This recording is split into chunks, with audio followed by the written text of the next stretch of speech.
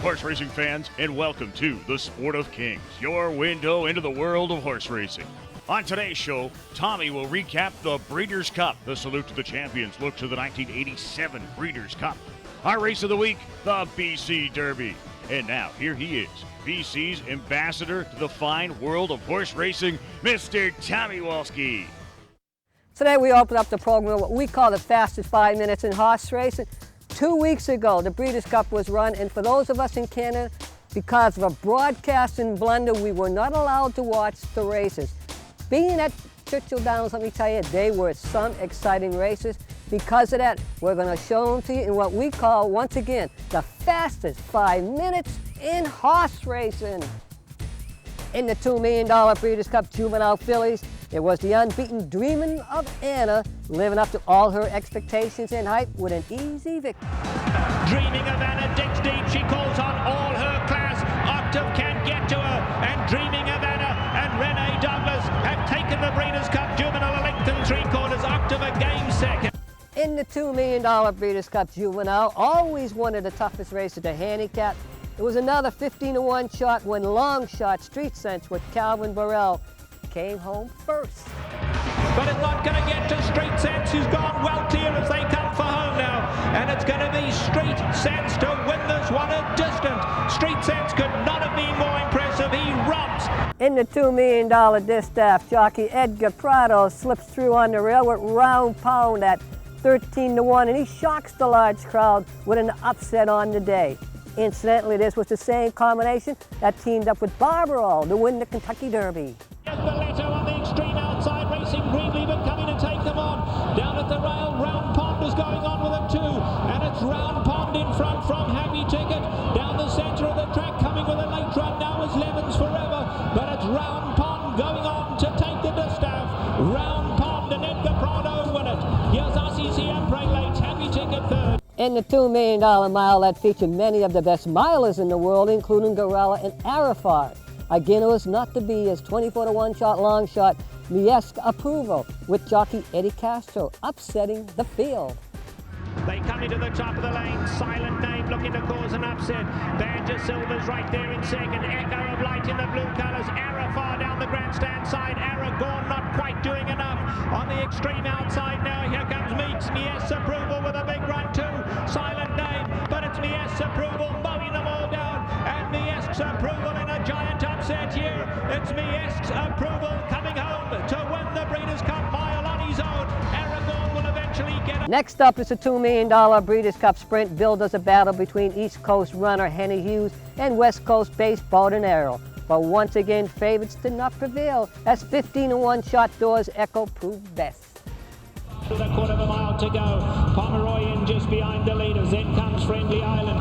Henny Hughes, something drastically amiss today. Henny Hughes didn't pick his feet up at all, he's far, far back. They come past the 300 and Thor's Echo takes the advantage and kicks on for home. And it's Thor's Echo, Borden Arrow along the inside. Running a big one here is Attila Storm, coming late down the centre is Friendly Island. Nightmare Affair, but it's all Thor's Echo and Curry Nakatani, win it clear. One of the most popular victories on Breeders' Cup Day was the return of the 5-year-old champion mare Ouija Board in the Breeders' Cup Fillies and Mares Turf, who at 7-5 and ridden by Frankie Dettori did not disappoint her fans. Confidently handled by Frankie Dettori, just hand-riding her along the inside, coming with a late runner's Filmmaker. Ouija Board in full flight for the wire. Filmmaker coming home gamely, Honey Rider, but this is another scintillating effort from the true superstar Ouija Board and Frankie Dettori. They win it by 3. In the feature race, the $5 million Breeders' Cup Classic, which was to be a walk-around for Bernardini, that old racing adage, there's no such thing as a sure thing, proved to be true when 6-to-1 shot Invisor, who bobbled at the start and recovered under 18-year-old jockey Fernando Jarra's guidance, upset the even money favorite. Hope you enjoyed your Sport of Kings fastest 5 minutes of horse racing. Along the inside of those two, we have David Junior scraping the paint, then back to Perfect Drift, and Giacomo is the trailer. Giacomo 15 off the leader. Onto the backstretch they go, and Brother Derek virtually sprinting out here. He's setting a fast pace, a length and a half to Lawyer on. Lava Man is in third. Down at the rail, Premium Tap in the gold colours. Bernardini is back in fifth now, and Bernardini might be being asked to pick it up from here. Bernardini is 6 lengths off the leader, is going to have to go wide now. George Washington is coming through inside of him, then David Junior. Inversor tries to get up closer, he's 7 off the leaders, then Suave, Sun King behind that Perfect Drift, and Giacomo continues to trail. Less than a half mile to go. Brother Derek is the leader. There's Lawyer Ron chasing him in second. Now Bernardini has suddenly kicked it in. It looked like he might be battling, but Bernardini with a magnificent rush on the outside in the white sleeves, and Bernardini strikes the front in the classic. Brother Derek running a huge one to his inside. In behind those two now, Inversor's coming on gamely as well down the centre. Bernardini, Inversor's coming with a good run down the centre of the track. Brother Derek tries to battle back along the inside, but Inversor, Bernardini, Inversor and Bernardini in a thriller, but Inversor's got his measure, and Inversor, the Argentinian bred, Uruguayan raced, Inversor has won the classic. Don't go away. The Sport of Kings will be right back.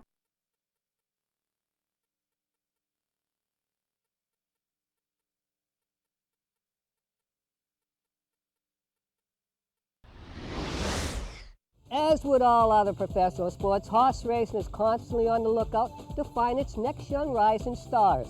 Here in Canada, horse racing has struck gold not only once, but twice with the success of Ontario's Emma-Jayne Wilson and BC's Justin Stein.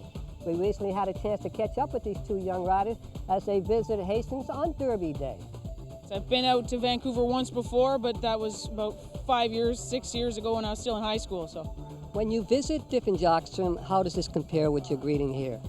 oh, it's been great here. I mean, I was out here this morning walking around, having a good look at the track, and a lot of people on the backstretch I noticed, had a good look at me, and I guess I'm just not used to it. People know who I am, and I don't even realize it. So it's really nice, and the guys in the room here have been really welcoming and warm, and it's been good. So I'm just looking forward to a good afternoon. How about the racetrack itself, the size-wise? Well, the size-wise was something that I was, curious about. I had talked to Justin before I came out, and just in regards, we had moved to our inner track at Woodbine, so I wanted to have a, comparison. And he did say that the turns were a little more forgiving, so to speak, just not as much of a straightaway. So from having a good look at it, I'm glad I'm going to get a couple spins over it before the big race. There's often been a little conversation with the media and the public regards to the rivalry that we know is friendly, but can you elaborate on it? When Justin came into the room in the fall last year, he was there off and on. I mean, he was concentrating on maintaining his standings here at Hastings, and I respect him for that. This year, being a permanent fixture, it's been a good time. He's a very competitive rider, and it helps to have that kind of competition in the room. It drives and strives for a rider to be as good as they can be, not just get comfortable on the lead. And Justin's presence there, as well as a lot of the other guys in the room, have been able to keep that going. So. You're riding a horse for the local connection, very popular owner KK Singara and a popular former trainer Lauren Richards. What would it mean to get lucky with this horse for these two guys? Well, I know that this horse is a hard-trying little horse, and I know that this race is very important to them. And for me to be coming out here, first time out here, and be able to bring that one home for them would be an honor. Would be very excited to get it for them, and hopefully we'll have that kind of luck. So. Thanks, Emma. Pleasure. Justin, first of all, welcome back to Hastings. Thank you very much, Tommy. It's good to be back. Did you think that you were going to do as well as you are?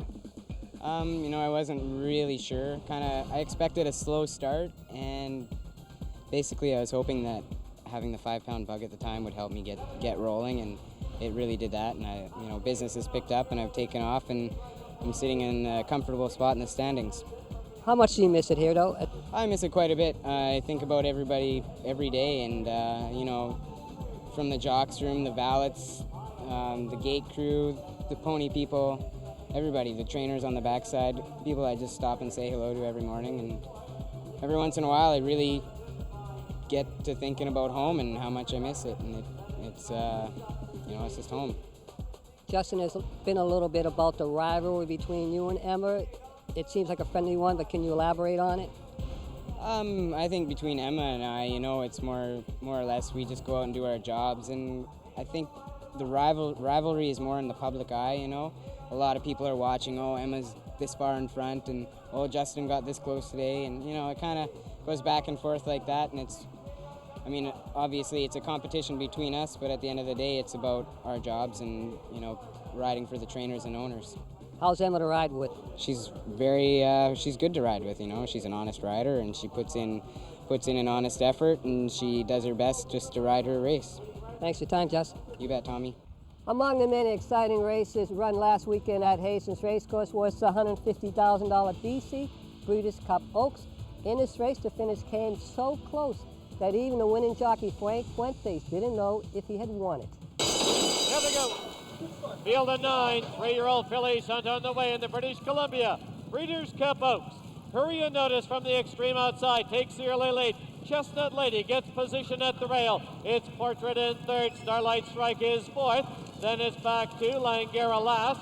3 lengths further back, Miss Me Not. On the outside of her comes Real Candy. Then 3 to Noka Oi. The early trailer, Sophie's Trophy. They're going a good clip up front. The opening quarter in 22 and 3 as they enter the stretch and pass the stand. Hurry and Notice has the lead by a tight length. Chestnut Lady, she's on the bit, and she's second by 5. Starlight Strike is third. Langara Lass on the outside, followed by Portrait in fifth by 4. Then it's Real Candy, Miss Me Not, Noka Oi, and Sophie's Trophy is a trailer. She's about 12 off the lead. The half and a speedy 46 flat as they race to the half-mile marker. Hurry and Notice has the lead by a half. Chestnut Lady right there on her outside, second by 5. Starlight Strike, Langara last, 3 lengths back, Real Candy. Portrait now losing ground, Sophie's Trophy, Noka Oi, and Miss Me Not. As they race to the 5/16 marker, Hurry and Notice has shaken off the challenge of Chestnut Lady and opens up by 4. Langara last now takes second over Chestnut Lady. Then it's Real Candy, Starlight Strike, and Sophie's Trophy. 6 furlongs, 110 and 3 as they race to the top of the lane. It's Hurry and Notice drawn away now by 4. Langara last. Then Starlight Strike and Real Candy. Down the lane they come. Hurry and Notice by 2.5 diminishing lengths. Real Candy is closing up on the outside. Hurry and Notice. Here's Real Candy as they hit the wire. Tight finish. Too close to call. Frankie, first of all, congratulations. This was probably one of the most popular wins that I've seen from people in the backstretch. Well, you know, I mean, what can you say? I mean, you know, Jeannie's got one horse and he puts 250% who work. She's so dedicated on her horse and take care of her good. And we knew that horse got potential, you know, especially going a little longer to go, the better. It was real quiet. So, like I said, I mean, my horse broke a little bit retarded and I got in position right away to keep her outside out of trouble and getting closer, and I still got a chance. To even to play second money, get a second money, because I mean, notice I was ahead like probably 8 lengths in front of me turning for home, but my horse was just digging, and you know, when I got there, like I don't know if I finished second, I won the race, but you know what? Couldn't happen for a better person. This is one of the biggest stories for, like I say, people in the backstretch here at Hastings. You know what? And she deserves all the credit, and I'm pretty sure the whole backstretch is crying for her, and I am too. But you know, it could happen for a better person, and she does a lot. Can't ask for anything else. Congratulations. Thank you. Another highlight on BC Cup weekend was the $50,000 Sir Winston Churchill. Such an exciting field because it pitted the battle of the provinces. Alberta base and Horse of the Year from Alberta, Bobby Keener's True Metropolitan, battle head-to-head throughout the stretch against Nick and Pauline Felicella's Spaghetti Mouse, who was last year's BC bred Horse of the Year. Let's go watch this exciting finish. Here they go. Field of 9 sent on the way in the Sir Winston Churchill. True Metropolitan put right on the early lead. Spaghetti Mouse doesn't let him get too far away. Alexander's run on the bit early. B.R. Remark in fourth. Courgeois in between runners. Then it's Chicane, Timeless Passion. Back to Alabama Rain, Steady Smiler the trailer, a dozen off the lead. They're on the turn, and from the outside, Spaghetti Mouse puts ahead in front. True Metropolitan at the rail. It's Alexander's run settling into third. 2 back to Courgeois. Chicane to his inside. It's 3.5 further back now to B.R. Remark. Timeless Passion. Alabama Rain. Steady Smiler, the trailer, now 15 from the lead. Opening quarter, 23 and 2 as they head to the clubhouse turn. True Metropolitan from along the rail and Spaghetti Mouse on the outside. These two now heads apart. It's 2 lengths back to Alexander's run in third.